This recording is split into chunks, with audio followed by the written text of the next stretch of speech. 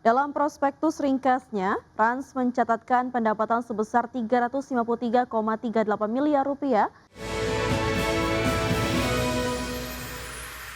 PT Rans Entertainment Indonesia Tbk bersiap untuk melakukan penawaran umum perdana saham atau IPO. Ya, namun aksi korporasi ini justru dilakukan saat pendapatan perseroan mengalami penurunan 2 tahun terakhir. Dalam prospektus ringkasnya, Rans mencatatkan pendapatan sebesar 353,38 miliar rupiah pada tahun buku yang berakhir pada 31 Desember 2025 atau turun 13,91 year on year. Penurunan tersebut memperpanjang tren kontraksi pendapatan Rans setelah pada 2024 perseroan juga membukukan penurunan sebesar 6,24%. Sejalan dengan penurunan pendapatan, laba kotor perseroan tercatat sebesar 152,72 miliar rupiah pada tahun 2025, lebih rendah dibandingkan perolehan tahun 2024 dan 2023. Sementara itu, laba tahun berjalan pada 2025 terkoreksi 41,6% dibandingkan dengan capaian tahun sebelumnya. Dan sebagai catatan, Rans memulai penawaran awal dalam rangka IPO dengan rentang harga Rp135 hingga Rp170 per saham. Dengan rentang harga tersebut, Rans berpotensi meraup dana segar sekitar Rp340,88 miliar hingga Rp429,25 miliar dari aksi korporasi ini.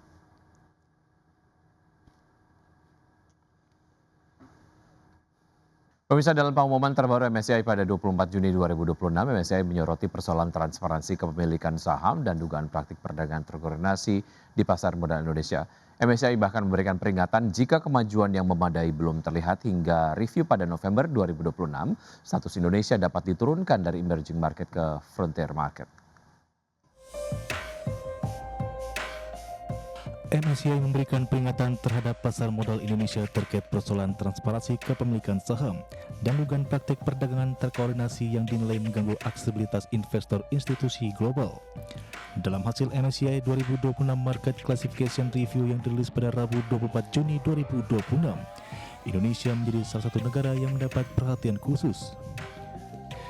Penyedia indeks global tersebut menyatakan akan terus mengevaluasi efektivitas berbagai reformasi yang telah diumumkan regulator dan otoritas pasar modal Indonesia. MSCI mengungkapkan bahwa investor institusi internasional menyampaikan kekhawatiran dalam terkait tingkat investibility pasar saham Indonesia yang dipengaruhi oleh minimnya transparansi struktur kepemilikan saham serta indikasi perdagangan terkoordinasi. Menurut MSCI, kondisi tersebut dapat menyulitkan investor dalam menentukan besaran free float yang sebenarnya dan mengurangi keandalan harga pasar sebagai acuan pembentukan portofolio maupun replikasi indeks.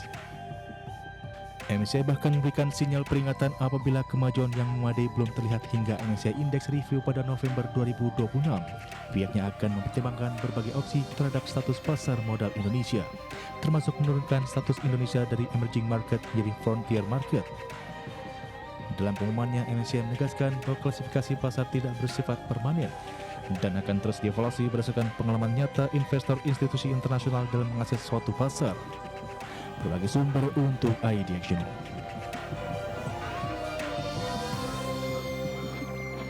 Ya, sementara itu meski MSCI dalam pengumuman terbarunya memberikan peringatan terhadap pasar modal Indonesia terutama terkait dengan persoalan transparansi kepemilikan saham dan dugaan praktik perdagangan terkoordinasi, namun lembaga penyedia indeks tersebut mengapresiasi langkah perbaikan atau reformasi yang telah diumumkan oleh regulator pasar modal Indonesia, baik OJK, Bursa Efek Indonesia maupun KSEI. Reformasi tersebut meliputi peningkatan keterbukaan pemegang saham dengan kepemilikan di atas 1%, klasifikasi investor yang lebih rinci, penerapan kerangka SHC hingga peningkatan free float minimum menjadi 15%. Namun demikian, MSCI menegaskan bahwa pengumuman kebijakan saja belum cukup karena yang menjadi perhatian investor institusi internasional adalah implementasi yang konsisten dan dampak berkelanjutan dari berbagai langkah tersebut di seluruh pasar. MSCI menyatakan akan terus menilai cakupan konsistensi serta efektivitas implementasi reformasi tersebut dalam konteks penentuan free float dan penilaian keteraksesan pasar secara lebih luas. Di saat yang sama, MSCI bahkan memberikan peringatan apabila kemajuan yang memadai belum terlihat hingga review pada bulan November 2026, berbagai opsi akan dipertimbangkan termasuk menurunkan status Indonesia dari emerging market menjadi frontier market.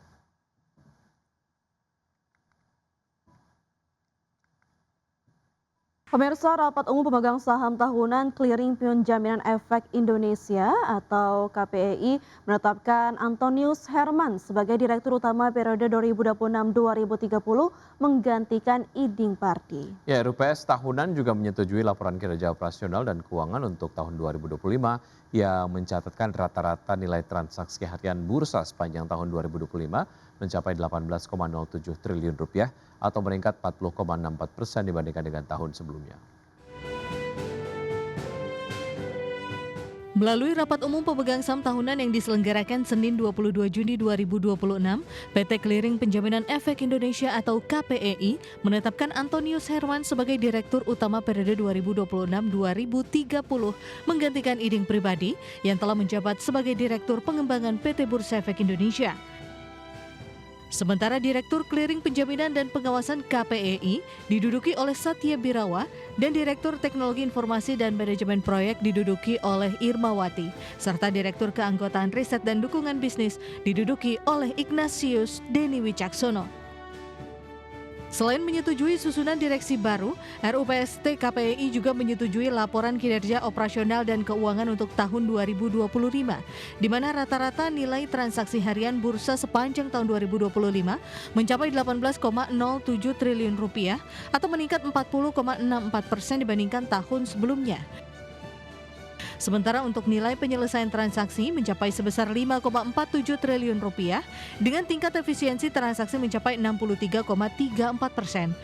Adapun nilai transaksi PME atau pinjam meminjam efek mencapai 118,9 miliar rupiah dan nilai transaksi triparty repo tercatat sebesar 544,98 miliar rupiah.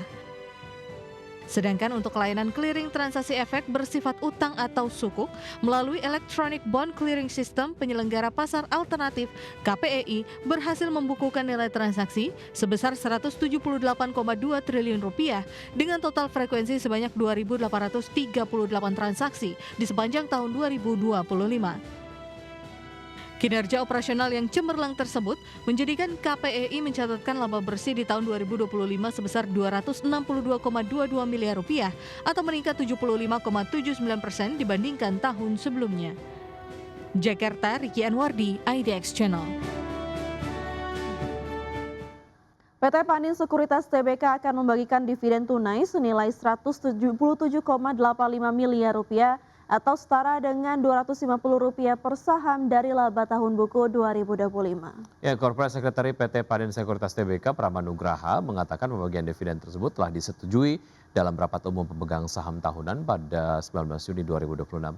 Adapun kum dividen di pasar reguler dan negosiasi jatuh pada 29 Juni 2026, sedangkan ex dividen di pasar reguler dan negosiasi pada 30 Juni 2026 dan selanjutnya kum dividen di pasar tunai berlangsung pada 1 Juli 2026 dan ex dividen di pasar tunai pada 2 Juli 2026. Tanggal daftar pemegang saham yang berhak atas dividen ditetapkan pada 1 Juli 2026 dan pembayaran dividen tunai dijadwalkan pada 15 Juli 2026. Perseroan menegaskan bahwa pembagian dividen tahun buku 2025 tersebut tidak akan mempengaruhi kelangsungan usaha perseroan.